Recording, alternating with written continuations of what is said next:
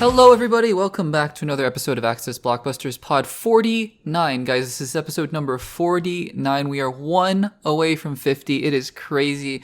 I'm excited, guys. I'm excited. This episode is jam-packed. There was so much. There were so many stories that came out this past week. So many trailers, news stories about the MCU, about Star Wars, about DC. The Penguin just finished up. There are so many incredible things to talk about, and I'm so excited to share my thoughts. And also, more importantly, hear your guys' thoughts in the comments below. So let's get all of the usual pizzazz out of the way first. If you haven't subscribed to the Access Blockbusters YouTube channel, if you are listening on YouTube, thank you so much. Make sure to subscribe to the channel for more content like this. We post podcasts once a week and also all the clips from the podcast throughout the rest of the week, as well as some other edited videos, compilations, and things like that. So make sure to subscribe, give this video, this podcast a like, and let me know in the comments what you think about any of these topics. And yeah, it's going to be really exciting. If you're listening on Spotify as well, thank you for listening. We have a Spotify platform. Make sure to go and rate and follow on Spotify as well. We're going to be trying throughout the next few months to get this podcast on other platforms as well, which is going to be exciting. So stay tuned for that, I hope. And yeah, let me know what you think about the podcast, what you think about any of these topics. And guys, let's not waste any more time. There is so much to talk about. Let's get into it. Alright guys, let's talk about Willy Wonka, everyone's favorite chocolate manufacturer. So, a couple years ago, actually, was it last year? It might have been late last year, that the Wonka film, directed by Paul King, who is known for directing the Paddington films. Paul King directed the film Wonka, which was a prequel to Gene Wilder's Willy Wonka version. You know, they did a couple versions, obviously one with Johnny Depp and then one with Gene Wilder. And this Timothée Chalamet prequel film was supposed to be the continuation of the Gene, or I guess the prequel to the Gene Wilder film. But anyways, it was kind of a unique film anyways. I'm sure you saw some similarities between Timothée Chalamet and Gene Wilder, but it was really its own thing, its own prequel kind of film. But it came out last year to great success. I think critically it did quite well, and box office wise it made over $600 million, which is, I mean, if you make $600 million, especially on that budget, it wasn't a small film, for sure. It was nothing close to an indie film, but it wasn't one of those Avengers Endgame cost $300 million to make Fast and Furious 10 kind of films. It wasn't like that at all. And so if you make that kind of money, I mean, and you receive that well, and you got Timothée Chalamet on board, presumably, then yeah, you're going to make a sequel. And so I think it was more of an inevitability, obviously given Timothée Chalamet's, schedule. If he's got the Bob Dylan movie coming out and he's going to film Dune Messiah eventually. So, we had to see about that. But we got an update recently from Paul King, Paul King being the director of Wonka, who said that, yeah, they're actually in early development of Wonka 2. And he also said at this point in time, they have about half the script done. They have an early draft and they know where this character is going to go. So again, just some news here. But I wanted to take this time just to talk about Wonka because I thought Wonka was one of the biggest surprises of last year. I thought Timothée Chalamet, look, in Dune Part 2 especially, he proved that to me he could be in these big budget kind of films, but also not just in the big budget films and do well in them, but actually kind of bring that Oscar-level prowess that he had. I mean, obviously the council scene, the Fremen council scene in Dune Part 2 was spectacular, and he did some amazing things in Dune Part 2, but he showed also a versatility to him that, of course, he's been showing off in the Oscar films like Call Me By Your Name and Beautiful Boy and all these other films, but in terms of just the big budget films, the blockbusters, in Wonka, he showed he had that charm, he had that warmth in him, that whimsy that I frankly didn't see. In Dune, he's playing a very different character, a more stilted, or more subdued, I should say, not stilted character, subdued character in Paul Atreides. But in Wonka, he was warm, he was funny, he was charming. I thought that the accent in the trailer, I remember when the first trailers came out and he was doing that kind of funny accent. I was like, oh, is this going to work for a whole movie? And it did. It totally did. And yes, he's not the best singer. You can tell some parts of it are a little bit auto-tuned and whatnot. I mean, he's not a professional singer, but I mean, the songs were great. I thought that the songs, had a lot of emotion to it. And Wonka last year had one of my favorite lines in a movie recently, honestly. And I think it was Wonka. He was talking to Noodle, that little girl, and he said something like, every good thing started with a dream. And I thought that was such a beautiful line, So yeah, I mean, I had been personally hoping for a Wonka 2, and now it looks like we're on the path to getting it. And I'm honestly pretty excited about it. And I think that, I'm hoping we'll get to see it maybe late 26, maybe early 27. So guys, Wonka 2 is in development. What do you guys think about that? And are you excited? Did you watch Wonka? And what did you think about it? Let me know in the comments down below. Now, speaking of favorite things, I can't believe how good of a theater experience I had watching Mission Impossible Dead Reckoning Part 1, which is what it was called at the time. Now I think it's just Mission Impossible Dead Reckoning, but the 7th Mission Impossible film that came out in summer of 2023, right around the time of Barbie and Oppenheimer. But the 7th Mission Impossible movie, I think might have been, I said at the time, and I still might say this, that it might have been my favorite film of that year. And I think a large part of it had to just do with the theater experience that I had, because I can't remember the last time I had a theater experience that was that riveting, where it was so glued to the screen, so tense, every action scene, the musical cues, everything about it was just such a perfect and amazing theater experience. I remember walking out of that movie and going, that was incredible. And I don't do that often these days, not since the Endgames and Infinity Wars of the world. But, I remember walking out of Mission Impossible 7 being like, that was just phenomenal. And so I could not wait for part 2. I thought Mission Impossible 7 was one of the better Mission Impossible films that they'd done. And obviously, it was a part 1 at the time, because it was going to be Mission Impossible Dead Reckoning Part 1, which was 7, and then Mission Impossible Dead Reckoning Part 2, which was 8. And, it was going to lead one into the other. And I was kind of worried before Mission Impossible 7. I was like, is this going to be a case of, cliffhanger, stay tuned for part 2. And I mean, it did what I think a perfect part 1 should have done, which was, of course, set up part 2, right? Because part 2 we know is coming with a Sebastopol submarine. And that's basically, they have the keys now and they're all fighting for them. But it also completed the story of the first film. The 7th film, I guess, in a weird way. And I thought that was spectacularly well done. And so I've been waiting with eager anticipation. I mean, whatever year Mission Impossible 8 was going to come out, I believe it was going to come out in 2025 originally, but I think or 2024, excuse me, but I think it's now 2025, in the summer of 2025. And now we have our first trailer and a couple interesting revelations in there, not even related to the trailer itself. But first, let's talk about the trailer itself for Mission Impossible 8. So it is basically the greatest hits of Mission Impossible films. You see all the actors coming back, I believe, that were, in previous Mission Impossible, at least the recent iterations of Mission Impossible films. I think I saw Angela Bassett in there at one point. I saw Tom Cruise, Ving Rhames, obviously. I think Simon Pegg was in there somewhere. All the classic actors, and also the new actors that they've been bringing into the fold as well, like Haley Atwell. And so it's got all the, obviously your Tom Cruise. Of course, it says, starring Tom Cruise, because it is a Tom Cruise vehicle. But it's got all the, I think it's going to be a big send-off kind of Mission Impossible film. Now, the stunts in the trailer, and it's just a teaser trailer, guys. I'm not trying to read too much into it.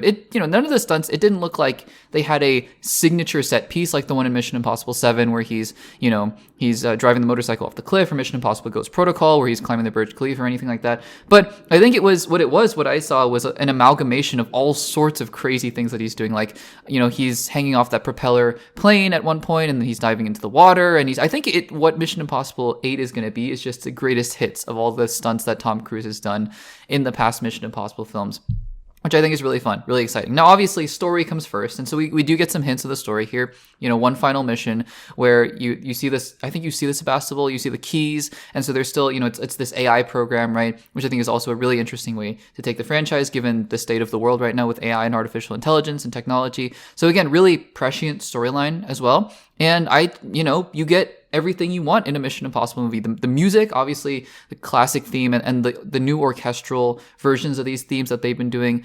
I mean, the title sequence of these Mission Impossible movies just gets my blood pumping. It gets the heart going and the adrenaline pumping. It's so good. It's so good. And even hearing it in the trailer is amazing. And then obviously we get copious amounts of Tom Cruise running. It's become such a meme, and it was so ironic at one point that it's almost become unironic at this point that, yeah, of course you need Tom Cruise running in a Mission Impossible movie. So we get all sorts of, Mission Impossible, just Mission Impossible tropes, but it's not a bad thing. It's really what I want, from a final Mission Impossible movie. Let's send it off on a high note, because the recent films, especially starting from 4, have been awesome. They've been amazing, starting from Ghost Protocol, then you have Fallout, I believe, and then Rogue Nation. I think it's Ghost Protocol, Rogue Nation, and then Fallout maybe, and then Dead Reckoning Part 1. So really excited about that. Now, the other interesting reveal that was in this trailer is that the title has changed. And we got hints of that because I think when Mission Impossible 7 was heading to streaming and heading to on demand, they actually took out Part 1 of the title. And so it was called Mission Impossible Dead Reckoning, which originally was called Mission Impossible Dead Reckoning Part 1, which is the longest title in the history of anything ever. It was a really long title for sure. Although I think part of it was, it had less to do with the title being long and more of just the whole part 1 of it all. Because I think movies have been straying away from that recently. Infinity War was going to be part 1. Across the Spider-Verse was going to be part 1. So I think think studios are maybe starting to learn that that's just not the most effective way to market a film.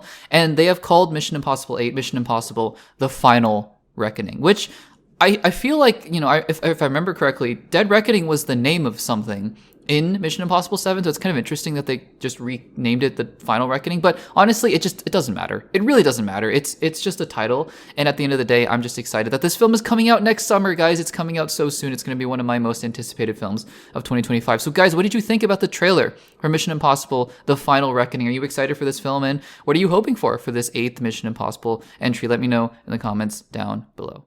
Alrighty, guys, so we had a big event over the weekend, and I know that, just, again, I made a whole segment about how I record the podcast and why, in other words, why this news, I'm reporting on it a little bit late, but still wanted to talk about it with you guys, because it's a lot. But we got D23 BRAZIL, and there was a surprising amount of news that was revealed. And we'll talk about all the Marvel stuff. We'll definitely talk about all the Marvel stuff. But I wanted to start out here with a little bit of Star Wars news. Andor. So Andor is, I think, arguably the highest, most well-received critically out of anything Star Wars has done, basically, since the sequel trilogy has started, even compared to Rogue One, which it obviously spawned from. And I love Rogue One. But I think that, Andor was definitely, at least in the TV shows that Star Wars has done, it's definitely been the most well-received. And it was really the grounded political thriller that, Star Wars never knew it needed. It was great. And, I personally, I've only seen it once, and I think that the first time I saw it, I kind of saw it in spurts here and there, and so I didn't get a full appreciation of the series, but I think that, it did some things incredibly well. Stellan Skarsgård's monologue, right, towards the end of the series, the first season was just amazing. Some of the space battles were great too, like when Stellan Skarsgård's character was flying away. And, we get a deeper appreciation for the rebellion and the kind of the brewing unrest within the Empire in between episodes 3 and 4, which is great. I think that that's awesome. So we knew that Andor Season 2 was coming. This would be the final season. And now we have just a couple of details that, honestly, one thing that we didn't know, but we generally knew, and one thing that we knew for sure that had just been confirmed officially. So the first thing we knew for sure is that Andor Season 2 will be 12 episodes. Great. I think Season 1 was also 12 episodes. And I think that they did an interesting thing where they did pods of 3, I believe. So 4 different storylines in pods of 3 episodes each. And they're going to do something similar here. This is something that we had also heard before, and it was now officially confirmed at D23. And it is that every 3 episodes is going to be its own storyline, whether or not it's continuous, like basically just a continuous storyline, or whether or not it takes place over a couple months, I don't know. But every 3 episodes is going to take place basically over a year of Cassian's life.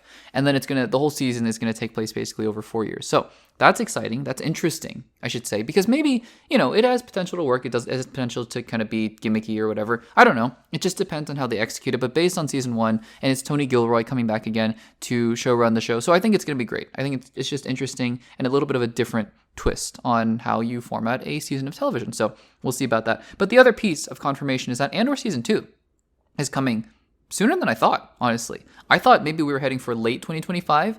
We just hadn't heard anything about it for a long time. Andor Season 2 is going to launch on April 25th, 2025. April 22nd, 2025. That is soon. That is, soon relatively speaking, but that is, it's closer than Thunderbolts, and Thunderbolts has gotten 2 full-length trailers. And obviously shows and movies market differently, but just as a point of comparison, right? It's coming soon. And so I'm very interested to see how they're going to roll this out, what the marketing is going to look like, what the show is the season's even going to be about. Is K2SO going to show up for a lot of it? Mads Mikkelsen as Galen Erso.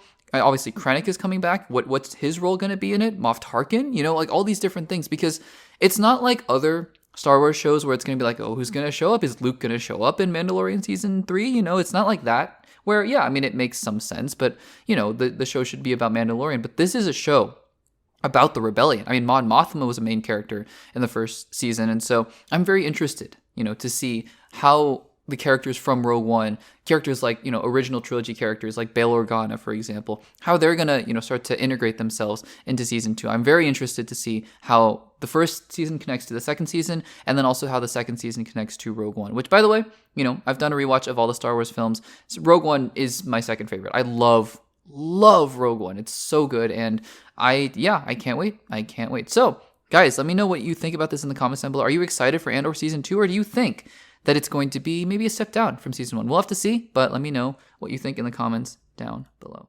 All right, so in unexpected news, we have one of the greatest actors of all time seemingly confirming he's going to be coming to the MCU in the future, not in the immediate future, but probably maybe in 4 or 5 years or so. But we have, again, just one of the premier top actors ever to work in Hollywood confirming, seemingly, although Marvel has not commented on this, but confirming that he's coming to the MCU in a movie that also has not been officially confirmed by Marvel. So there's a lot to unpack here. I mean, not a lot in terms of quantity, but just in terms of the implications of what this means for the MCU. So, Denzel Washington, none other than Denzel Washington, who is going to be seen very soon in Gladiator 2, and by all accounts, he's amazing in Gladiator 2 because, I mean, he's amazing in everything. He's Denzel Washington. He is literally one of the greatest actors to live on this planet, and also he's a fantastic director as well. Denzel Washington, I believe doing an interview for press for Gladiator 2, said that he's planning on retiring soon. So that in itself is, it's big news. I think he's 70, almost 70. He's been at this for a long time and he deserves to go out on whatever terms he sees fit. So Denzel Washington says he's planning on retiring soon. He laid out his whole roadmap. It seems like he has everything mapped out really well, which is interesting because he has a lot of projects that he still wants to do. I'm not going to read the exact quote. You can go check it out. But, he wants to do Othello again, and then he wants to do King Lear and all these Shakespeare projects. And then he lists a couple other things. And then amidst all of that, he somehow slips this in and doesn't give it any more thought. I guess the interviewer didn't question him on this. And he says, and also, Ryan Coogler is writing a part for me for the next Black Panther. And then he just moves on. And for us, who follow the MCU very closely, this is pretty shocking. It's kind of groundbreaking, actually. Denzel Washington is going to be in Black Panther 3 in some kind of role. Is he going to be the villain? That would be awesome if he was the villain. He has the presence to be anything he wants. He could be an advisor to, I don't know, Shuri or young T'Challa or whoever. He could be part of the family, long lost family member. He could be related to them. He could be an outsider, coming like Michael B. Jordan. Well, Michael B. Jordan was Wakandan, but, coming from America. Like, he could be any sort of character. We don't even know. He didn't give anything. But yeah, he said Ryan Coogler is writing a part specifically for him for Black Panther. Now, it's interesting because, like I said, Black Panther 3 has not been officially confirmed by Marvel, although even though the second Black Panther didn't make as much as the first Black Panther, which would have been incredibly hard. The first Black Panther made something like $1.5 billion, and the second one made like $800 million. And that makes sense because, it was coming out of the pandemic. It was still late 2022, so still I think people were hesitant to come out to the theaters. But also, obviously the elephant in the room, Chadwick Boseman, the star of Black Panther, was not in this movie. And people, I think fairly had some hesitation about what is this movie even about. I think Black Panther Wakanda Forever, while not as good, is still top 10 MCU for me. I love Black Panther Wakanda Forever simply because it showed, the writers and the directors going through the same grieving process that we all were for Chadwick Boseman, and even more so, and putting that into the heart of the film. I think they did it super well. So anyways, Black Panther 3, I think, was a foregone conclusion. Wakanda is one of the best things that the MCU has ever done. It's amazing. I love Wakanda. I love visiting the country and seeing the technology and the culture. It's awesome. It's so cool.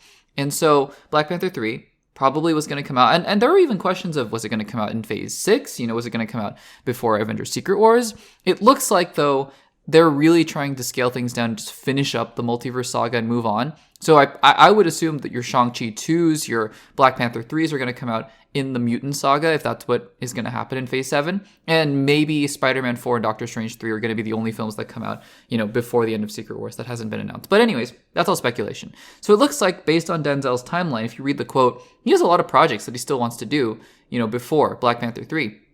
And by him saying that Ryan Coogler is writing a part for him, it could mean that Ryan Coogler promised to write a part for him. It could also mean Ryan Coogler is in the middle of writing Black Panther 3, which would be interesting. I know Ryan Coogler is, I think, filming or has finished filming a new film with Michael B. Jordan, I believe. Maybe, am I wrong in saying it's a vampire movie? I could be totally off on that. But anyways, Ryan Coogler, busy man, but it could mean that he is working on Black Panther 3, which still means that it wouldn't come into production for at least another year or so.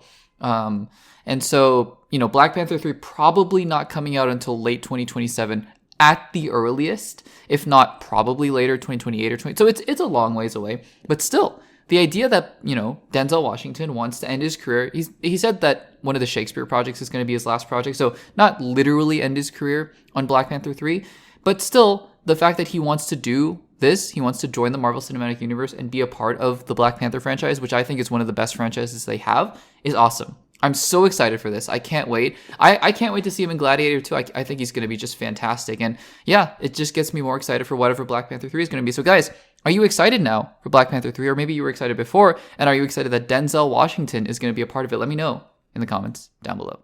All right, guys, it's raining MCU trailers. So yeah, we have 3 MCU trailers to talk about. 2 from D23 Brazil and 1 that was just released earlier in the week. And we're going to talk about that one first because it's What If Season 3. We'll talk about Thunderbolts and Captain America Brave New World in just a little bit. But first, let's talk about the new trailer for What If Season 3. It feels like, by the way, speaking of Mission Impossible and Cap 4, Thunderbolts, it's almost like the people who have the lock and key over all these trailers suddenly released them all, and all the studios were panicking because they were like, get these trailers out before Gladiator and Moana and Wicked. I mean, fair, right? Because the theaters are going to make tons of money. The movie studios are going to make tons of money in the next 3 weeks because of those 3 films. And so, yeah, get those trailers out, for sure. I totally respect it. Cap 4, Thunderbolts, and Mission Impossible. I'm sure that they're all going to be playing in front of these films. But anyways, we're here to talk about What If Season 3. So What If is a franchise that, honestly, I've been, at best, mildly entertained by, and at worst, kind of bored by, honestly, because I think the potential of these episodes and of this series has been more in just the fun conceptual ideas behind them.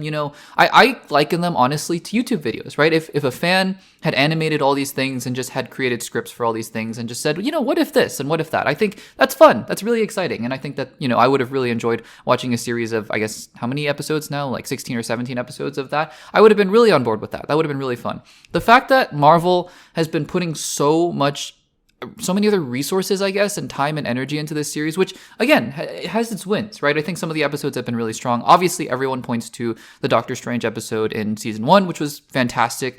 I don't remember a whole lot from Season 2. I'm not going to lie. I watched all of Season 2. I remember it, and I just don't remember a whole lot other than the just craziness that happened in that last episode. Was not a fan of that at all. With all the Doctor Strange demon powers and whatever, I just was not a fan of that at all. But yeah, I mean, I thought Season 1 had its strengths and had its weaknesses, the Party Thor episode being one of the lowlights of that season for sure. And Season 2, I mean, it was okay. It was fine. And this is all just in my opinion, by the way. If What If is one of your favorite, things that Marvel's done, that's awesome. And I'm so excited, and I hope you're excited for Season 3 because that's amazing. That's awesome. But for me, just something I'm mildly looking forward to. And I guess one thing that What If is able to do is, the big question that I have had, since the beginning of Phase 4 has been, where is X character? Where is Y character? Why aren't they showing up? Where are they? Where have they been? And I guess What If is a weird, interesting way to, not have the actors make a whole other movie or have to show up on set and stuff. Because, yeah, I mean, we're not getting Shang-Chi until minimum Avengers Doomsday is my guess. Maybe he shows up in Spider-Man 4. No, yeah, Spider-Man 4 comes out after Avengers Doomsday. So minimum, we don't get Shang-Chi again until Avengers Doomsday, which really sucks. Guys, I've been saying this forever. Where is Shang-Chi 2? Seriously, where is Shang-Chi 2? He's not old. Simu Liu is not old, obviously, but I mean, he's not getting any younger either. Can we make a couple more Shang-Chi films? Anyways, all that aside. So yeah, I mean, he can show up as Cowboy Shang-Chi and What If, and that's, Simu Liu is still hanging around. Even Mahershala Ali can come in as Blade in Marvel Zombies, as reported earlier. Like, even he can do that, Arishem the Judge is someone I saw in What If. So I think that's the fun thing about it is like, yeah, Marvel hasn't completely ignored, certain projects that they're kind of ignoring in live action, which is fine. I think that's fun.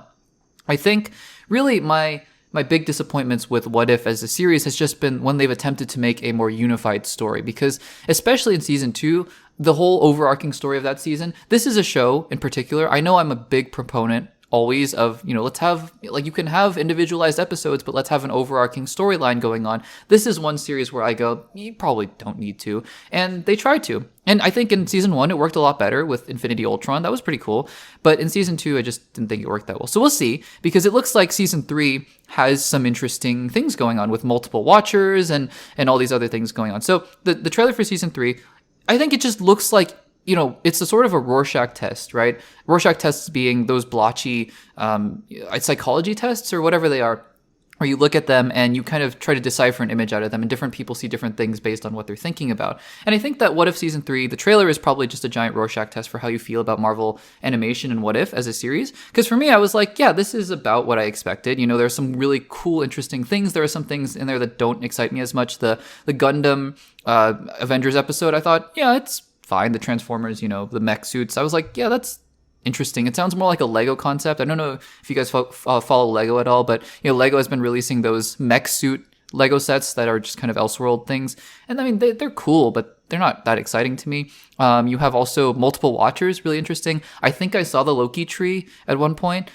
I wonder if they're going to play into that at all. I wonder if this is even going to tie into the multiverse saga at all. I don't know. Maybe not. Obviously, like I said, good to see Shang-Chi again. Good to see Eternals references again. Arishem was there, which is cool. So we'll see about that. And of course, you know, Storm coming in, because I liked X-Men 97. I thought it was good. And so seeing Storm come in, it's sort of the introduction of the X-Men slowly seeping their way into the proper MCU proper. And Storm wielding Mjolnir is really cool. It's a really cool thing. Obviously, more of Sam Wilson as Captain America. They're kind of positioning him to be more up in front as the leader of the Avengers and whatnot. And yeah, it's exciting. It's really cool. But again, other than just hints, I think hints of what the future of the MCU could be. I don't know if this series is going to have that much bearing on the wider MCU. You know, at the end of season 2, we saw the Watcher and Captain Carter looking at the Yggdrasil world tree that Loki, you know, is holding onto the multiverse. And I wonder if we're going to see that again. I wonder if they're going to even allude to it again. Battleworld, I wonder if Battleworld and Secret Wars is even going to allude to these animated characters and variants. I don't know.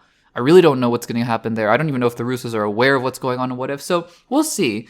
What I'm hoping for is let's just get as many of these 8 episodes, I think 8 episodes, just get as many of these 8 episodes to be individually entertaining as possible. I think the ratio for me has been about 50-50 of entertaining or not, and the episodes that I really remember and really like is maybe 10%, 10 to 20%. And if we can just kind of, you know, increase those ratios a little bit, like maybe 2 out of the 8 episodes really stand out, like 5 or 6 of the episodes pretty good, and then a couple clunkers in there, I'm good. That's all I want from What If Season 3. I think what I've seen thus far kind of suggests to me that it's going to be a similar ratio. Like, I'm not sure how excited I am for the Bucky Red Guardian episode, although after having seen the Thunderbolts trailer, which we'll talk about, I might be more excited for that one, honestly. The Gundam episode, not sure how excited I am about that. The Shang-Chi Cowboy episode, doesn't really seem like an interesting concept, but there are other things in there.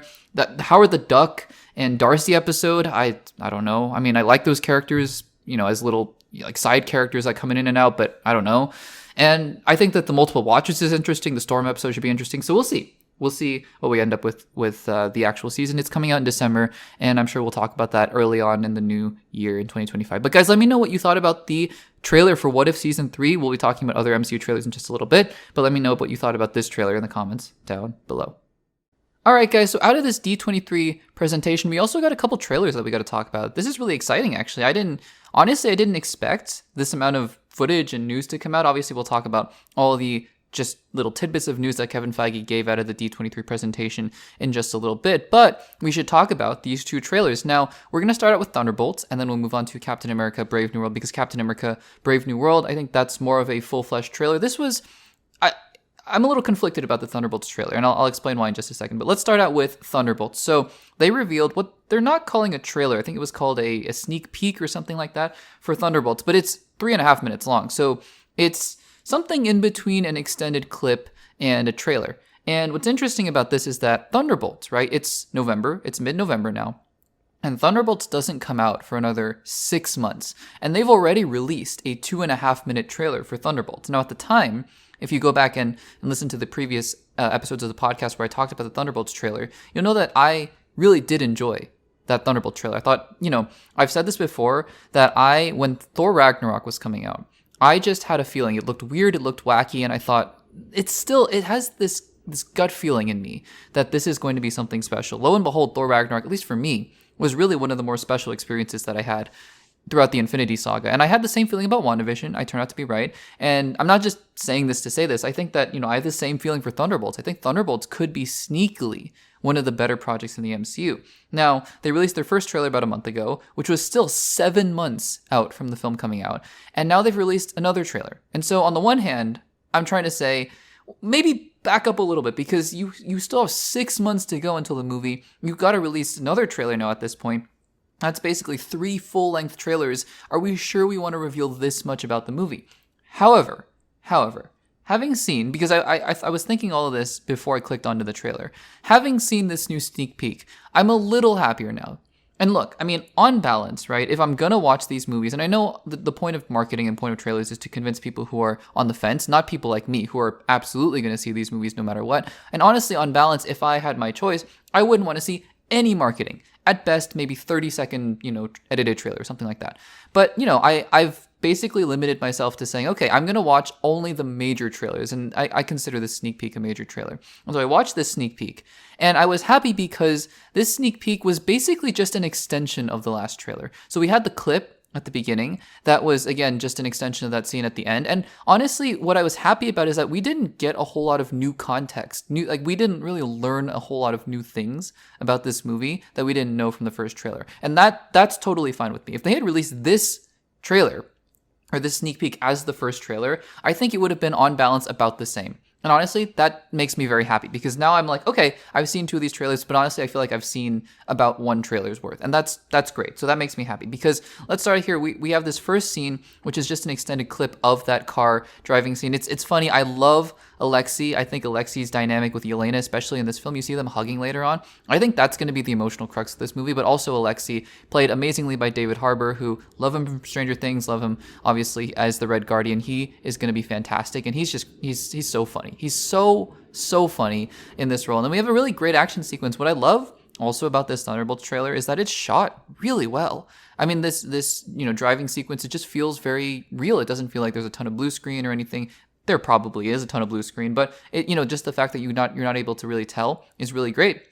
And then we get just a little bit more context about why Bucky shows up, because in the last trailer you were like, wait, why is Bucky shooting at them? So Bucky is first rescuing them from this convoy, which happy to, know that we don't really know what's going on with this convoy. And then he shoots them, and then we kind of don't know what's going on. Presumably because he's taking them to Val is my guess, but we don't know. We don't know what's going on there. And then from there we get official confirmation, which again, most of us who are in this space, who follow the movie news and all that kind of stuff, knew that this was Avengers Tower. It's still official confirmation now that this is Avengers Tower. We don't know why. We don't know how. We know that Val bought Avengers Tower somehow. As director of the CIA, or just by herself, or what? I don't even know. So, but again, we just get extensions of scenes that we saw before. And then from there, we almost get a Suicide Squad kind of montage, Guardians of the Galaxy style montage of all the characters and their, big names and showing up on the trailers, which I love. And I actually love that we get a little bit more of a dynamic between Winter Soldier and Red Guardian. Makes sense. They're both part of the Super Soldier program in their own ways. They're talking about which serums they got. And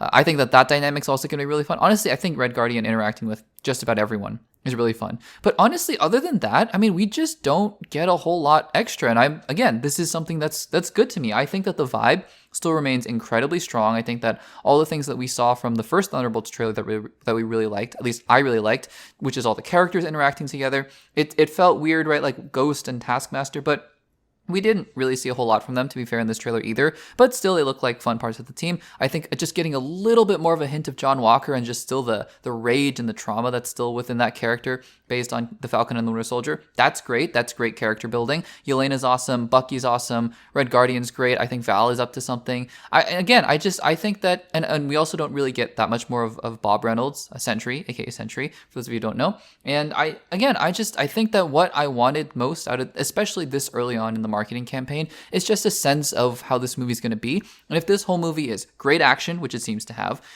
a very intriguing story behind it with the Sentry, great, I'm on board. And then we have great characters, which I think this film is going to live and die by its characters, and so far it's just thriving. I mean, Yelena and Red Guardian, Taskmaster, Ghost, John Walker, Bucky, and Val. I think it's going to be fantastic. I can't wait for that as well. And then, just great action, great visuals and everything like that. Just things you expect from a Marvel movie at this point, especially now with the focus being back on the quality of the film, rather than just pumping out as much quantity. I mean, not to say that I hate the Marvels or I hate Quantumania or anything like that. I just think that they kind of lacked that it factor that a lot of other MCU projects had early on.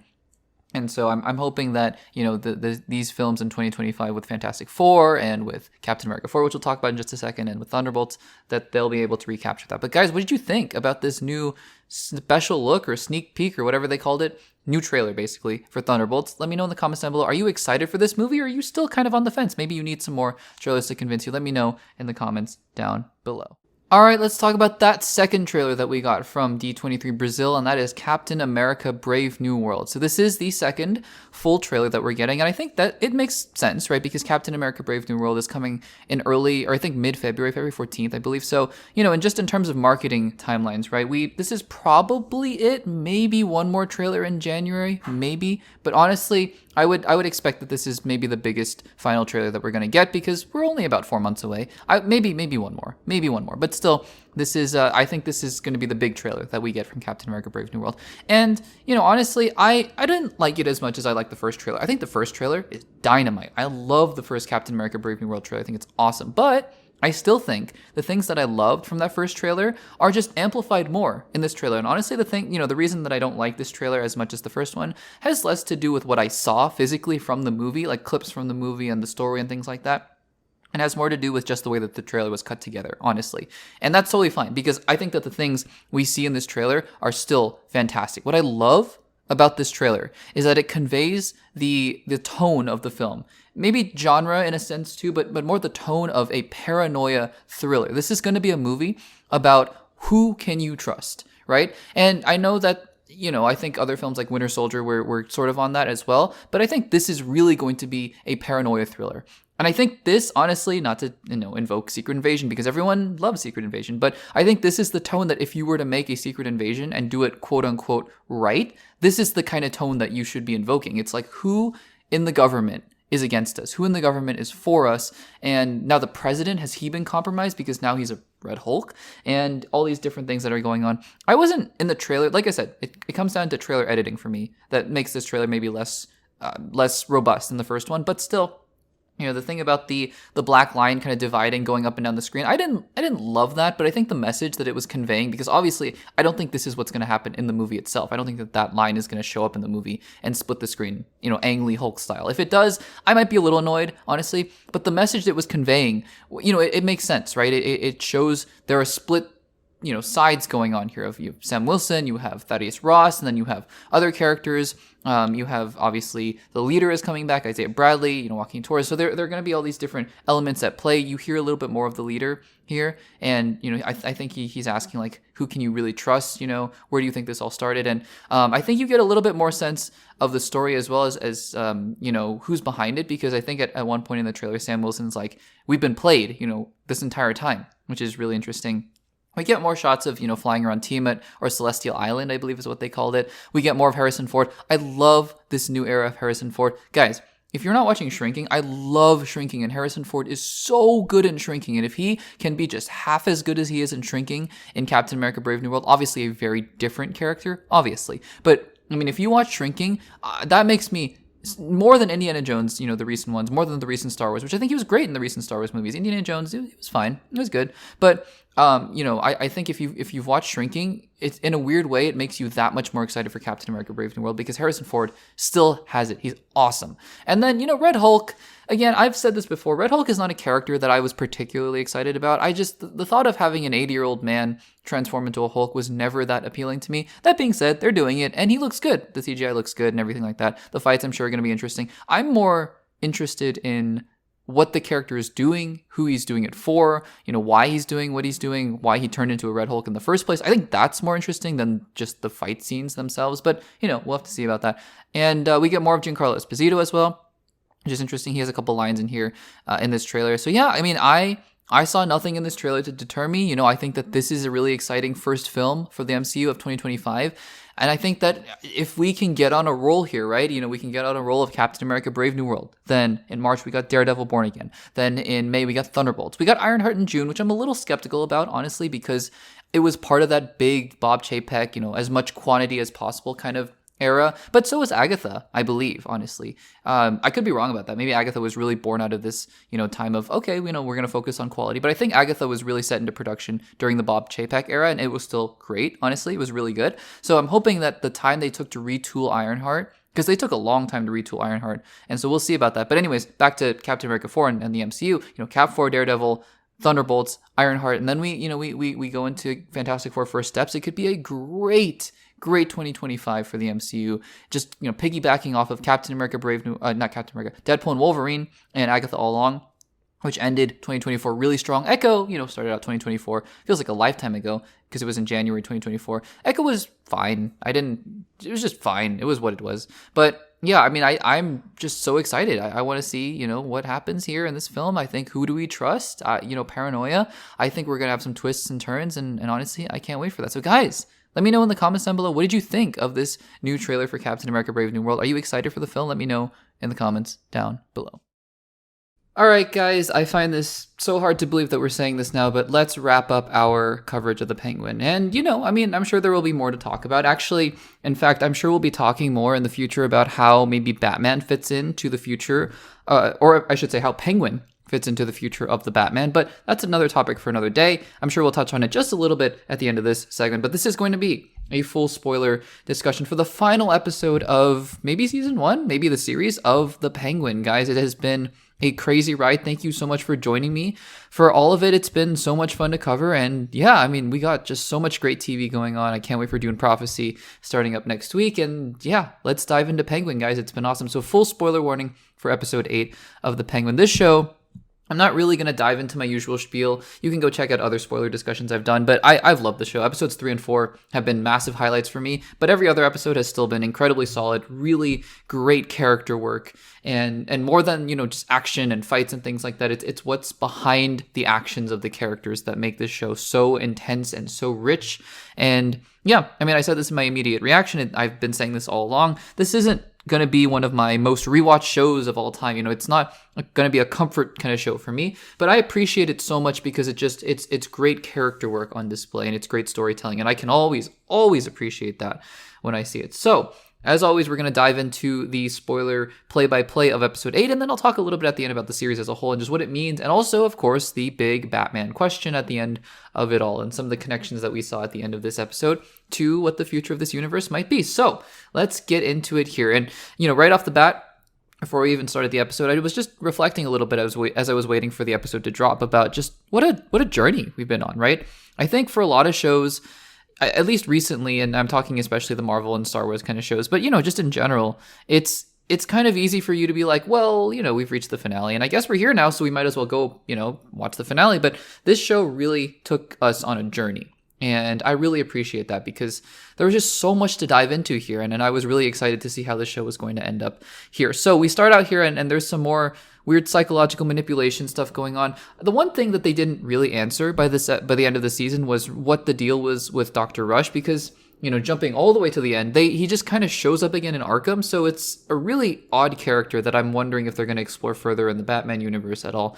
But we start out here with some more, I don't know if they're hallucinations or psychological manipulations or whatever, of Francis Cobb. And what I love about this show, what it does so well, is that it recontextualizes almost every episode something that happened in the previous episode. So what we saw last episode, kind of a weird random moment where, young Oz, after he killed his brothers, was saying, oh, Ma, let's go dancing. And then they go dancing at the club or whatever. But this episode immediately recontextualizes that, and it becomes actually a very key focal point in this episode about how, that was sort of a breaking point for Frances and how she almost got Rex to kill Oz, but she decided to raise her son, and he turned into the Oswald Cobb that we know as the Penguin. So that's a really interesting way to start out this episode here. Again, not really sure what was going on with Dr. Rush. And then we get a little bit of Rex Calabrese, I believe. And I kind of thought at first that he was so obviously their dad. I could, that could still be right, but no clear indication that was the case, at least. I'm not sure. He might just be some gangster guy that they were close to. And also that, Francis mentions his dad, and seems like Oz knew his dad. So maybe it was, it wasn't his dad after all. I kind of thought that Rex was their dad, but maybe not. And so, yeah, she, we go through these stages where it's kind of this will they, won't they, but not in a loving way, but in a more of, not a romantic way, but more, does Frances love her son? Does she actually care about her son? And we get these just brutal realizations of her saying he's so needy, and, she knew this whole time that Oz killed his brothers, which is such a devastating devastating revelation that she knew the whole time. And what's even more devastating later on is that Oz refuses to kind of believe it in his heart, that everything that his mother is saying to him later. But we'll get to that once we get to the interrogation scene between Oz and Francis. What an intense scene that was, by the way. But anyways, back to this flashback here. So what's interesting also is that Rex sees Oz for who he is at such a young age. And he goes, yeah, your kid's a monster, basically. And it's up to you. Do you want to harness that, or do you want to get rid of him? And Francis was going to get rid of him, but looks like she didn't end up doing that, which is an interesting thing. It's kind of an alternate universe of what would have happened otherwise. And obviously Sophia talks about that. She's like, by you raising your son, she's telling Francis, you made my life basically a living hell, which is a really scary thing to think about. It's a lot of really uncomfortable questions, that this show is posing. Before we end the flashback, I just have to give flowers to the young actor who's playing young Oz, and the casting on the show has just been incredible. It's amazing how they're able to find this young talent. Even the young kid who plays young Oz he's spot on, and his acting doesn't feel phony, it doesn't feel forced, it doesn't feel kid-like. It just feels like a younger version of who this Oz Cobb is, and it's incredible, honestly. And the kid's devotion to his mother is so incredibly creepy, and it obviously carries through to the adult Oz as well. So then Vic we're in present day now, and Vic is fired up. He's getting the gangs there, and he's giving a speech, and he's totally bought in. And gosh, in hindsight, what a tragic arc. No Victor Zsasz, no anything. It's just Vic, and poor Vic. You kind of have to see this coming, but oh man, poor Vic. And but anyways, he's getting fired up. He's giving a speech to the gang members, and you kind of go, oh, it didn't really cut through, but it turns out it cuts through to the more of the second in commands of these gangs that Vic is talking to here, but that'll pay off a little bit later. And so they all leave, and then Vic is so devoted to Oz, and he's so bought in there, and he's trying to look for Oz. And so Oz, meanwhile, this is the interrogation scene, and Oz is trying to worm his way out of it, by not telling his mother the truth about what happened to him and his brothers. But his mother's like, I knew. I know. And Sophia gives the line that I think sums up this entire conversation so well. She just looks at him, I think, and she says, why are you both so afraid of the truth?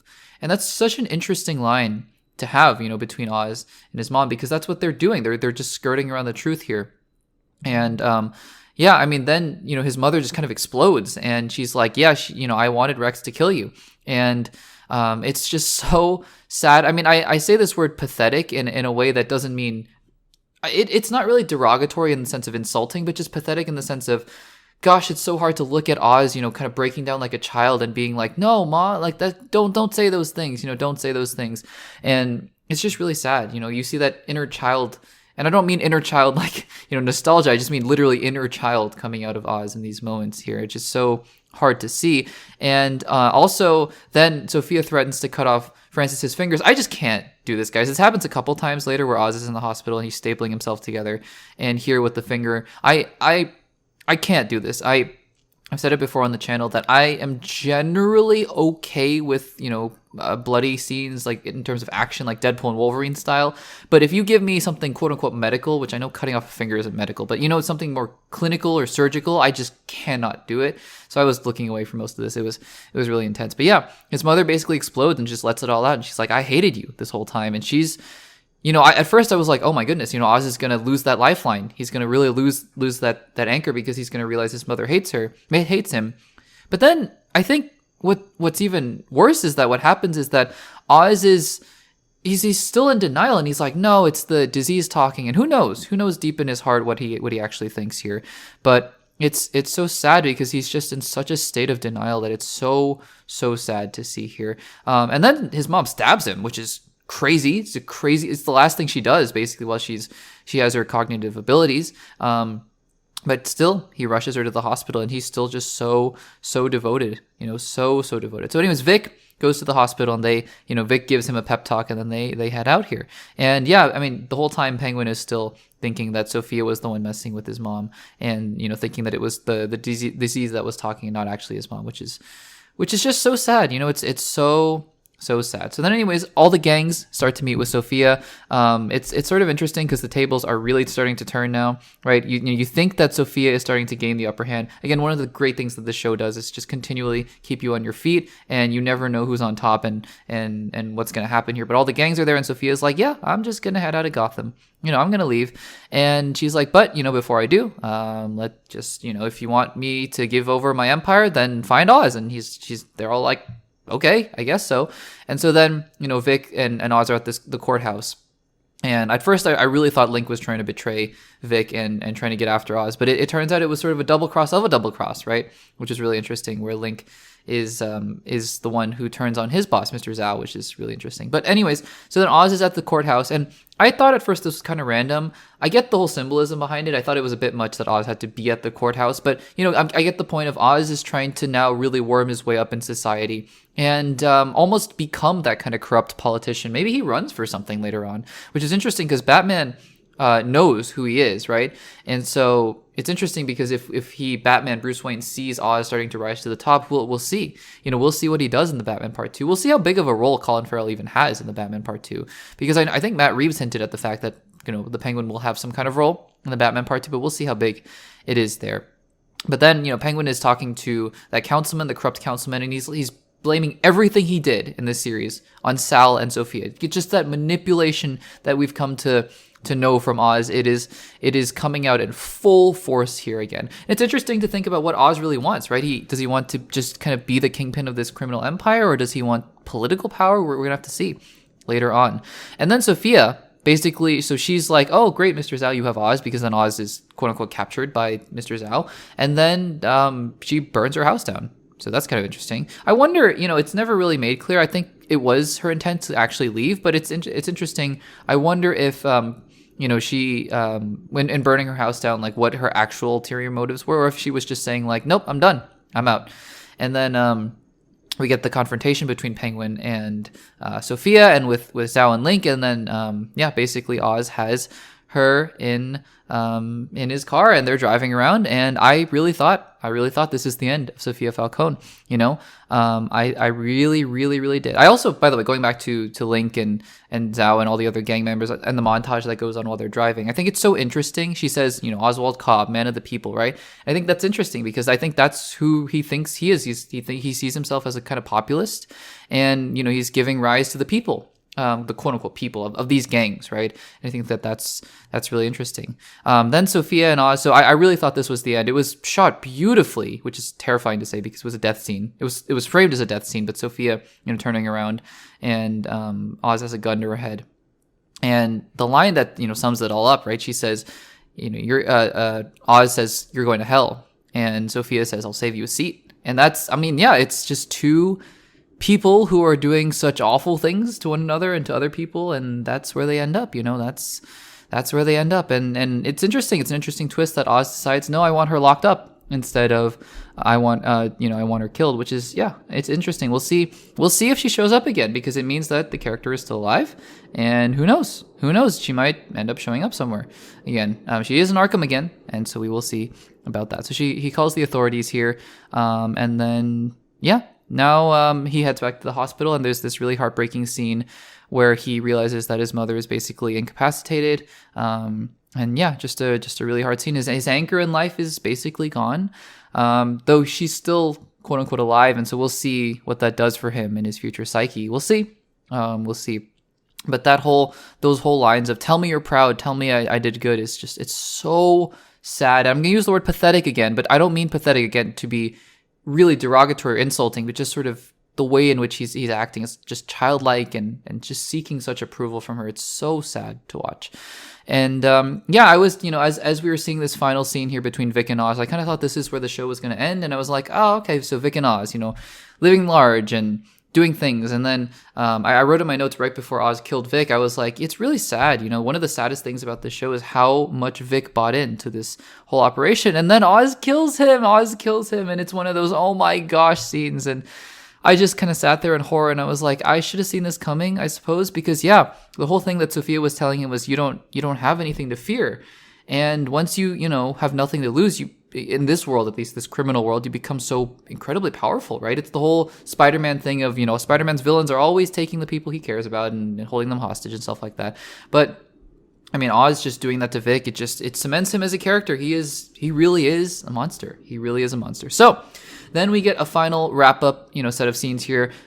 Sophia is back in Arkham, which, Dr. Julian is there giving her mail. We'll talk about the Catwoman thing. But yeah, really interesting. I wonder how he got back there, because didn't he say he left? I'm still really not confused, just intrigued by this character. I have no idea who he is or what his motivations are ultimately or whatever, but he ends up back in Arkham, I guess. I don't know. Maybe he's just that devoted to Sophia. Maybe he's not real. I have no idea. Honestly, I have no idea. Let me know your theories in the comments down below. But then she gets a letter from Selena Kyle, who I had forgotten until recently, until someone pointed it out, that Selena Kyle is indeed the daughter of Carmine Falcone, the half-daughter of Carmine Falcone. And so, yeah, they say, your half-sister, she got you a letter, which is interesting because we don't get to see the letter, but the expression on Sophia's face is when she smiles at the end. So I'm very curious, is Selena saying, is Selena going to be saying something like, I'm going to take care of the Penguin, don't worry, or is she like, we need to talk, or I'm going to get you out of here? I'm very interested because Selena seemed, morally ambiguous, but obviously not nearly to the extent of Sophia Falcone. So we'll see. We'll see where on the spectrum that, that these things go. I guess it's setting up a relationship between these characters, and we'll see what happens there. And so now Oz is on top. He's literally on top with the penthouse, and there's the bat signal. So I said last episode, I thought, yeah, I think there's a decent chance that we get a tiny cameo from Batman. We didn't. That's totally fine. Didn't need to happen. But I think the bat signal is a really nice way to transition between these two different projects, because we transitioned from the beginning. Right, we had the Batman theme at the very beginning, and we had the epilogue of the Batman kind of playing out in the beginning of the Penguin. And so I love the way that these shows and movies are transitioning one from the other to the next, because now it's wintertime in Gotham. I think Matt Reeves confirmed that the Batman Part 2 will take place in winter, so we're just seamlessly transitioning here into the next project, which is the Batman Part 2, which I don't know. Guys, I don't know, honestly, how big of a role Penguin will be, because yes, I mean, the Penguin it became an acclaimed show, right? People loved it, but I don't know how many people would have watched it, right? And I don't know how willing they are going to be to bank on the fact that people watch the show. So if the Penguin comes back, because he was in the first movie, right? So even if he comes back and, he's the kingpin of Gotham, it won't take that much dialogue to explain what's going on between, the beginning of the Penguin and, the beginning of Batman Part 2, which is what I said. I talked about this recently with how the MCU and the DCU should approach their shows within their universes, because just frankly, less people watch the shows than watch the movies, right? And so you can't rely on people knowing a ton of stuff from the shows. You have to kind of transition, but I think I talked about this with the Falcon and the Winter Soldier, how I love how you can go from the end of Endgame, I believe, to the beginning of Captain America Brave New World, not having seen the film, obviously, but just my assumption is that you can go from the end of Endgame to the beginning of Captain America Brave New World and be like, well, yeah, I guess Sam took up the shield, had some adventures in between, and now here he is.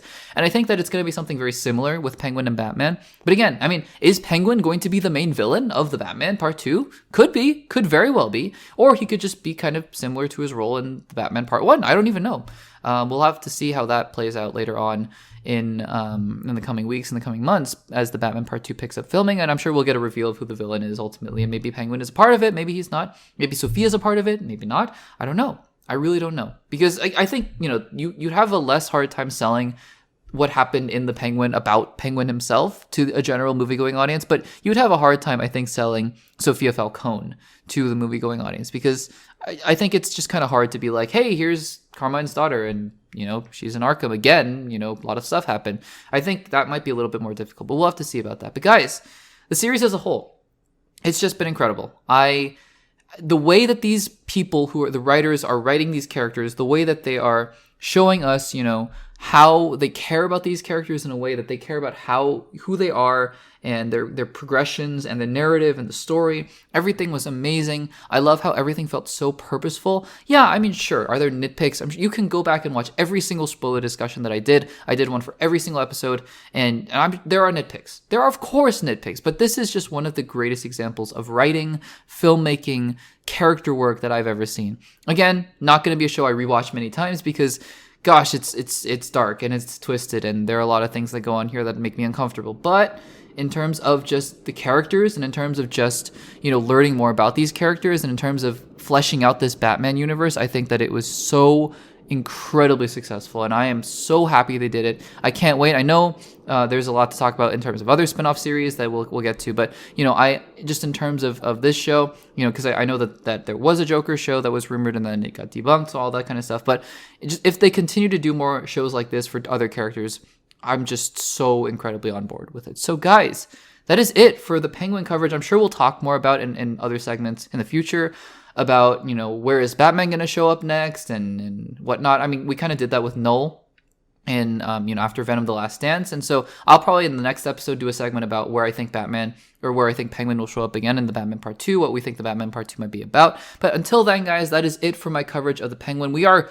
moving right along, though. HBO is not taking a break because we got Dune Prophecy. Also so excited for Dune Prophecy. And so we'll be doing probably weekly spoiler discussions as much as the holidays allow, because I'll be traveling in and out a little bit. And we'll let you guys know about all the scheduling stuff coming up. But guys, let me know what you thought about Penguin Episode 8, what you thought about the show as a whole in the comments down below. Thank you guys so much for joining me for these, by the way. They've been awesome. All right, so here's something very interesting that we've learned post the announcement that Simon Kinberg would be developing his own Star Wars trilogy. Now, there was some debate, and there still is some debate as to whether or not this new trilogy is going to be episodes 10, 11, and 12, or if it's going to be something entirely different. However, a lot of reports seem to be claiming that no matter what this is, Daisy Ridley's Rey Palpatine, Skywalker, whatever you want to call her, is going to have some sort of role in it alongside the previously announced Rey solo film.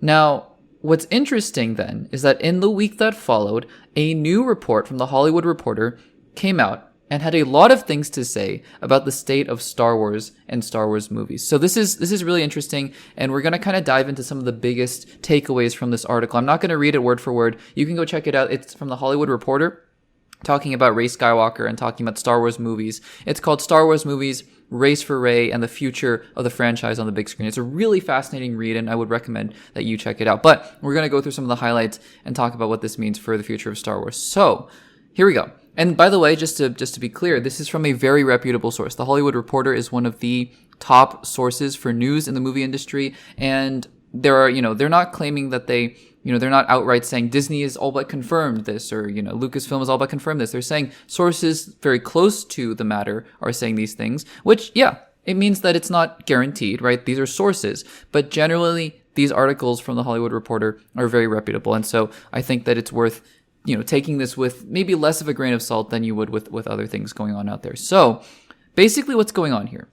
We have this announcement that Simon Kinberg has signed on to develop a new trilogy. Now, this is not anything new for Star Wars, because if you remember, Rian Johnson was going to develop a new trilogy. And then Benioff and Weiss, who did the Game of Thrones series, was going to develop a trilogy. And none of these things have happened.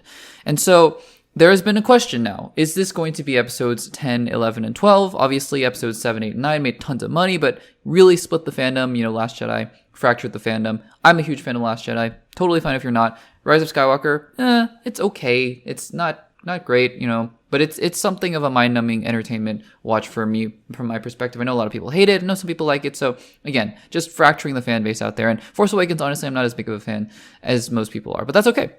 That's totally okay, because I think that the merits of these films they're still there, right? There's a lot to like in all these films. Well, the question about what is going to happen with Rey Skywalker, are they going to continue using the character? It seems like it, obviously, with that Rey solo movie, and now with the inclusion of her potentially in this next trilogy.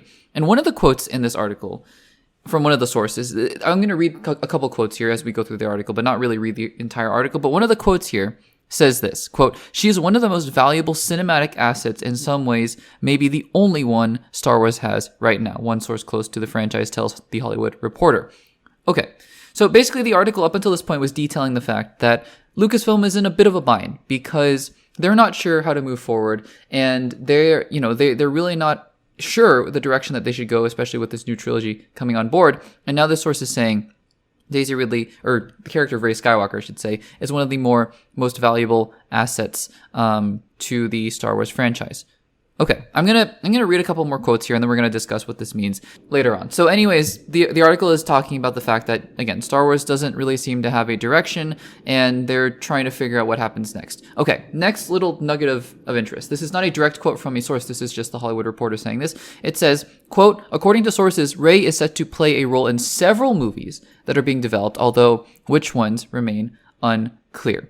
Okay, so that's a tidbit here. And then another quote later on from a source says, quote, "The closet is a little bare," end quote, says another source. So, and this is referring to sort of the characters that Disney and Lucasfilm feel that they can draw upon, basically, for these new future Star Wars films. But then it gets really interesting, because this article cites some sources that talk about the mindset going on with people making the movies right now. And I'm just going to read a couple paragraphs here. So this paragraph in the Hollywood Reporter article says, quote, "Some Lucasfilm directors are aware of what others are working on, while others are not. For instance, Taika Waititi is working on a Star Wars movie. Sean Levy has a future project in the works, and Donald Glover's Lando idea has moved over development from the TV to the film side of Lucasfilm. A Rogue Squadron project is also still in development as a feature." There's actually a whole lot to unpack there, which we're not going to do in this segment. Just a couple takeaways. Taika Waititi is apparently still working on a Star Wars film. Really? Okay, fine. Sean Levy, we knew, was going to make a film. And then Donald Glover, we'd known for a little bit that he was going to do a Lando film. The Rogue Squadron tidbit, I thought Rogue Squadron was about as dead could be, because that was announced, 3 years ago with Patty Jenkins at some D23 or investors call or something like that, and haven't heard anything since. So it's interesting to hear that they're still moving on with it. The article continues, though, and it says, this is now quoting an insider, it says, "It's a different way of development. There's so much parallel work going on here." Okay. And then the article points to a couple other sources, and they say, quote, "To filmmakers and executives, the first trilogy is the Old Testament." And citing another source, this source says, quote, "You're being asked to create the New Testament, and no one can agree on anything, and there's a lot of second guessing about meanings." Okay, so there's that. I'm going to read one more thing here before we get into the analysis, because I really think this article is super interesting and giving us a deep dive into what's going on behind the scenes with Star Wars. So this is the last sort of chunk I'm going to read. Quote, "Another source familiar with the process is more business-minded, noting Star Wars is a nostalgia-based enterprise, and they are running out of ways to create nostalgia." Okay. So let's kind of stop there, because the article, it goes on for a little bit longer, but there's a whole lot to unpack here. So the main thrust of this segment is about Rey and the fact that Rey is going to be a part of the future of Star Wars in terms of movies, as long as the current plan is going into effect, which who knows, it may not. But the point of the article is maybe less about Rey Skywalker as a character and more of the underlying motivations and the symptoms of what is going on underneath all of this. Because here's what's interesting about this: it seems like this confirms to us that Disney's version of Star Wars, and when I say Disney's version, I mean Lucasfilm as it stands right now, because people say Disney era Star Wars, but it's not really Disney era Star Wars. It's like Disney era Marvel. What does that even mean? It's just Marvel. So Disney era Star Wars, whatever. It's just the current iteration of Lucasfilm, right? Kathleen Kennedy's Lucasfilm is currently at the point where they are just trying to mine nostalgia. And I think that is what they're trying to look backwards in order to look forwards, because they are so in reverence of the original trilogy that they feel like they're under so much pressure to create the next Star Wars, trilogy. They call it the New Testament. Now, there are a few alarming things to me about this article that this article reveals about the current state of Star Wars. However, I'm going to preface this by saying, even though I am taking away a lot of concerning things from this article about Star Wars and about the fact that they're, the way that they're handling the Rey character and et cetera, I want to be clear. Because I've heard some comments, I've seen some comments in recent past, when we're talking about episodes 10, 11, 12, and we're talking about the state of Star Wars, etc. I've heard some comments being like, Disney era garbage, or, I've seen some comments, not necessarily on my YouTube channel, thankfully, but, I've seen comments being like, oh, Rey Skywalker's trash character because, she's a woman and blah, blah, blah, blah, blah. And there was a whole lot of stuff like that going on, just heinous things going on during the time of the sequel trilogy, Oh, Finn's a terrible character, he's a black stormtrooper, Rey is a woman, a lot of hatred going to Kelly Marie Tran, obviously. That was awful.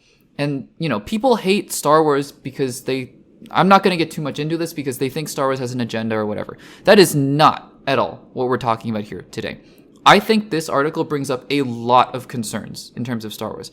All of that sort of agenda stuff that people complain about for Star Wars, if that is what you are looking for here when you're listening to this segment, if you're here to hear me complain about the agenda that Star Wars and Disney has, I'm sorry to tell you, this is not the channel for you. So just want to make that clear. Now, going back to my actual concerns, this is very concerning to me because it is basically indicating that Kathleen Kennedy, I'm assuming, who is in charge of these decisions and this direction, whatever direction is, Star Wars is going in, is really only focused on the past and is so caught up in the fact that the original trilogy is quote unquote sacred that they can't move forward. And I am very concerned about that because here's the thing.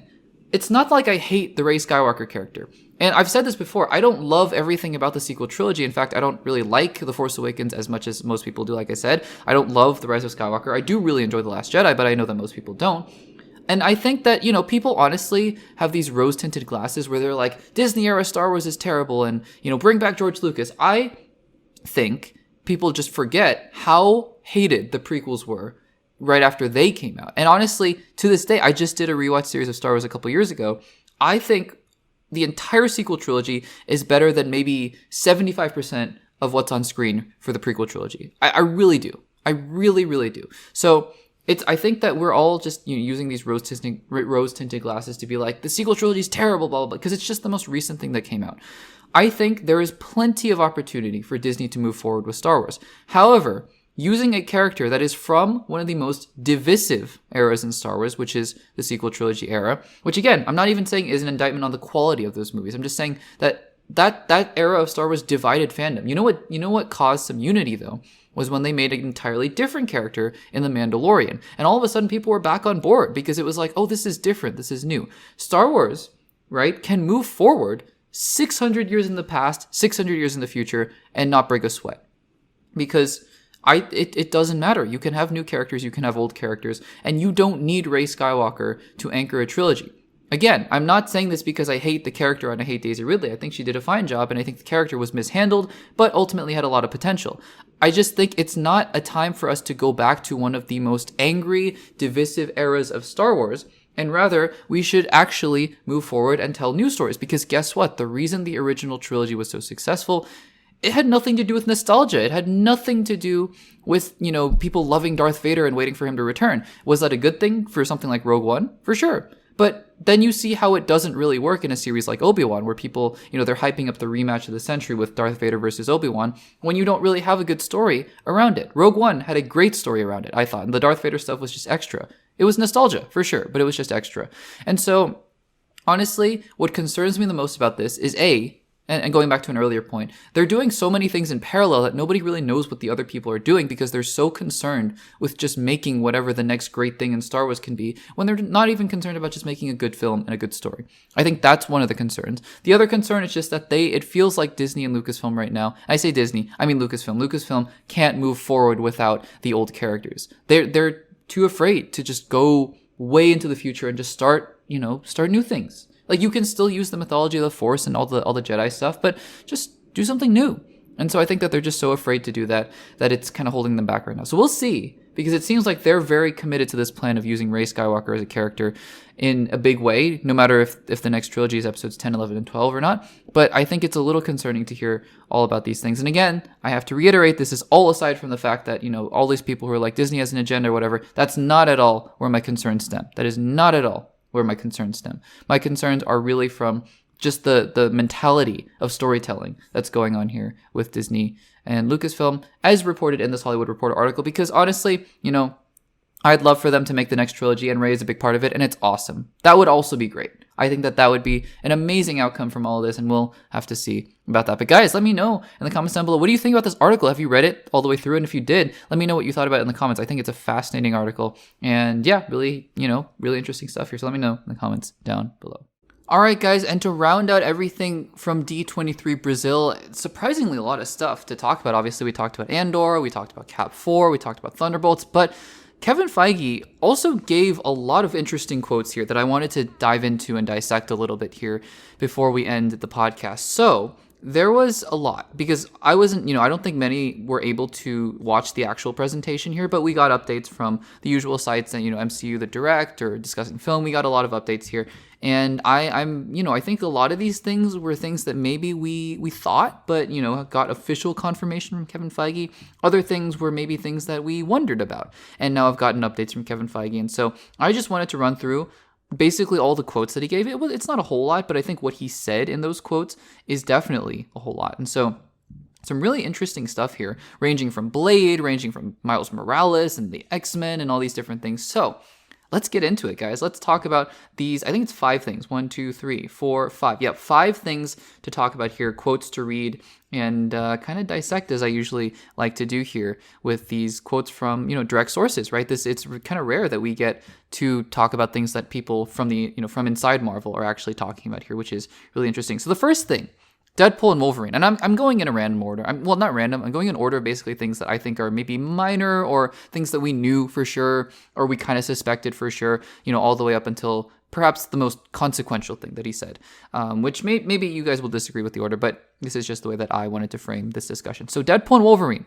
Kevin Feige gave a quote about when we might see Deadpool and Wolverine next, and he said, "The plans with Deadpool and Wolverine will always be the same. We're always wondering, where we can fit them in and how fast." So really interesting, because I think for Deadpool, that makes sense, right? It's Ryan Reynolds, and he's obviously one of the biggest stars in Hollywood and everything like that. And you wanted him back as Deadpool. Deadpool and Wolverine made $1.33 billion. It's incredible, or something like that, $1.3+ billion. But the interesting thing here is about Hugh Jackman, right? Because I think he includes Hugh Jackman in that as well. And I think that that's also really interesting because, you kind of wondered, was Hugh Jackman done with Wolverine at this point? Was he going to come back? And it seems like Kevin Feige, at the very least, is saying, yeah, we want to look at, having Hugh Jackman back. So that is interesting. He might just be saying that, and Hugh Jackman might be like, nope, I'm done. Don't bring me back. I don't want to work out for 6 hours a day, and I don't want to eat 7,000 calories a day. I'm done. Totally fair, by the way. He gave us an awesome performance in Deadpool and Wolverine that was just very different from the kind of Wolverine that we had been seeing before. Logan, I love Logan. Logan will always be special. Doesn't matter if Deadpool wants to desecrate on the memory of Logan, the movie. I still love Logan, and I don't think it changed anything. I think it was a brilliant balance of having a different Wolverine, literally a different Wolverine than the one in Logan. So we'll see. We'll see if Hugh Jackman shows up. I would be kind of surprised if he just doesn't at least show up for a little bit in Secret Wars at the very least, but we'll have to see about that. Next comment, number 2, that he made was on Miles Morales, surprisingly. And the quote's kind of interesting, honestly, as to the timing of the whole thing. But let's read it here. So Kevin Feige said, Miles Morales, will appear in the 3rd Spider-Verse movie, which is Beyond the Spider-Verse, which is in production. That's true. We talked about this a few weeks ago on the podcast. And then he continues, I hope that shortly after that, he can enter the MCU in live action. Interesting. Okay. So it seems like something here, because Miles Morales is a character just like Peter Parker that is shared between Sony and Marvel. And I think that there are clauses in that contract that make it more difficult for characters like Peter Parker to just willy-nilly cross over. I think there's a reason that you can't just have a live-action Amazing Spider-Man 3 at the same time that Marvel and Sony are developing Spider-Man 4. I think there is something in that agreement. I don't know the full details of the agreement as it relates to Miles Morales, but this seems to indicate that it's not sort of a willingness thing. I'm sure Kevin Feige would love to have Miles Morales come into the MCU, but maybe more of a contractual thing. Honestly, that, as soon as they're done with Beyond the Spider-Verse, and presumably with the character, although who knows, maybe as long as Sony is making movies with Miles Morales, maybe that's how they reinvigorate their Spider-Man franchise, because my goodness, Venom 3, Morbius, Madam Web, Kraven the Hunter, which, could be great, but we'll see. They need some help. They really need some help. And if they want to retain the rights to the characters, they got to keep making these movies. So yeah, it's really interesting, and we'll have to see. But yeah, it seems like Miles Morales won't be coming for quite a while, because I would be very skeptical if Beyond the Spider-Verse doesn't come out, or if Beyond the Spider-Verse comes out before late 2026, if not 2027. I would target probably fall 2026 onwards. So it's going to be a while, because at that point, then they have to finish. And then, maybe at that point, Marvel can start to develop their live action Miles Morales movie. And so we'll see what happens there. But maybe what that means also is that we can have Spider-Man 5, and then we'll see what happens after Spider-Man 5. Maybe he shows up in Spider-Man 6. I don't know. We're thinking way in the future here, but that's what these quotes indicate. So there is that. The third thing he talked about is Blade. Is Blade happening, basically? And here's the quote. I put this here, because I think that it's interesting, right? Sorry about the honking in the background. It's interesting because this is something where if you're a public-facing executive like Kevin Feige, how much do we take his words at face value? Usually he's pretty honest and pretty cagey when he has to be. So we'll see how much of this whole Blade situation is just kind of a PR saving face kind of thing. But this is what he said about Blade. He said, whenever we change direction with a project or are still trying to figure out how it fits into our schedule, we let the public know. Okay, interesting. It doesn't seem like you've been updating us that much on Blade. We've been hearing about all these things in the trades, in the Hollywood Reporter and stuff like that. But, we'll continue on with the quote. And he continues by saying, you're up to date with what's happening, but I can tell you that the character will indeed make it to the MCU. Again, I don't know. I'm a little iffy because this seems a little bit like PR speak to me, honestly. It doesn't quite seem like... It just feels the most PR thing that Kevin Feige has said in a long while. Because honestly, what's he going to say? I think I don't know what the exact structure of this panel was. I don't know if these are questions, if this was an interview style. But if somebody asked him point blank what's happening with Blade, what's he going to say? It's dead. Until Marvel officially makes that announcement, because Blade was taken off the release calendar, right? So it's getting closer to what we can call maybe official death or cancellation or whatever we want to call it. But Kevin Feige gets up there and he's like, he's coming in the MCU. Now, notice he didn't say, we're making a Blade movie. We're still making the Blade movie. So maybe they're committed to maybe Mahershala is like, look, I really wanted this Blade movie. I get it. It's not happening. Can I at least show up in Secret Wars or Doomsday? Maybe that's what's going to happen. Eternals 2, if that ever happens. I don't know. But yeah, guys, this is one where I'm interested because I'm skeptical about what Kevin Feige said here. So there's that. The fourth thing that Kevin Feige said here relates to our favorite character, Wanda Maximoff, who we've been talking about nonstop basically ever since Agatha All Along started, because the question has always been, is Wanda ever going to come back as Scarlet Witch? We talked about a potential Scarlet Witch movie a few weeks ago. We talked about Jack Schaefer's comments last week. We also talked about Elizabeth Olsen's comments last week. And it seems like Kevin Feige is just pouring oil onto this fire, because he said this about Wanda Maximoff. He said, we recently had Agatha Darkhold Diaries, which I don't know if this was a transcription error from the people who I took this quote from, the direct, or not. I'm completely assuming that the direct just basically pulled a direct quote from Kevin Feige. And if he actually said Agatha Darkhold Diaries, that's really funny, because it means that internally the show didn't really have a title, because, the whole joke was that, we changed the title. If you don't remember, it was Agatha Coven of Chaos. No, it was Agatha House of Harkness at one point, and then Coven of Chaos, and then it was Darkhold Diaries, and then it was finally Agatha All Along. And the showrunners were all like, it was a whole thing. We wanted to kind of play into the mysteriousness and mischievousness of Agatha. Honestly, I think that they just had such a terrible time making up their minds that they just couldn't figure out what they were going to do. So the fact that Kevin Feige had referred to it as Darkhold Diaries, if that is indeed what he did, is kind of funny, honestly. But anyways, let me start over. We recently had Agatha Darkhold Diaries, Agatha All Along, on Disney+, and that series was great for us. I agree. It was pretty good. Since then, many questions about Wanda have lingered in fans' minds. So all I can say is that we're excited to find out when and how Scarlet Witch might return. So again, Kevin Feige, he's a human being. He can, use words that are meant to imply one thing and are taken to mean another entirely by fans, because that's exactly what fans do.